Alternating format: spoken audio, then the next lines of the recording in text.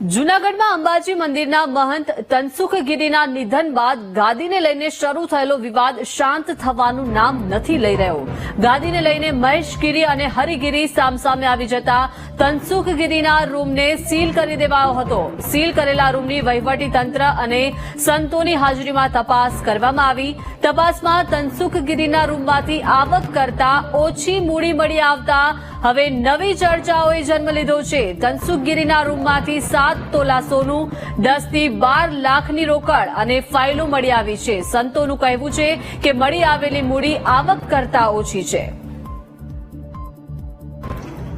વધુ માહિતી સાથે સંવાદદાતા બિપિન જોડાઈ ગયા છે। બિપિન, જૂનાગઢમાં અંબાજી મંદિરના મહંત તનસુખગીરીના નિધન બાદ હવે ગાદીને લઈને એક બાદ એક વિવાદો શરૂ થઈ રહ્યા છે અને આ વિવાદ શાંત લેવાનું નામ જ નથી લઈ રહ્યો અને હવે રૂમ સીલ કરી દેવાયો હતો તેને ખોલવામાં આવ્યો અને જે વિગતો મળી છે અને જે તપાસમાં તનસુખગીરીના રૂમમાંથી જે આવક મળી છે તેનાથી ઓછી મૂડી મળી છે અને નવી ચર્ચાએ જોર પકડ્યું છે। બિપિન, દીપિકા, ચોક્કસથી વાત કરીએ તો જે આજે તનસુખગીરીના દેહ બાદ જે વિવાદ શરૂ થયો એ વિવાદ થમવાનું નામ નથી। તો ગઈકાલે તંત્ર દ્વારા જે મામલત દ્વારા જે તેમના રૂમને સીલ કરી દેવામાં આવ્યો હતો એ રૂમને ગઈકાલે ખોલવામાં આવ્યો અને તેની અંદરથી જે કઈ તેમની વસ્તુ હતી તે બધી જોવામાં આવી।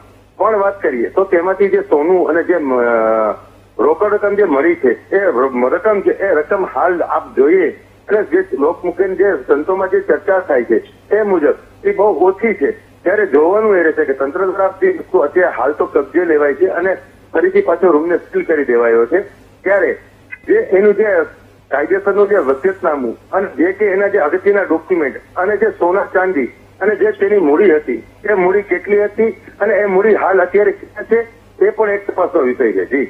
જી આભાર બિપિન, વિગત આપવા બદલ।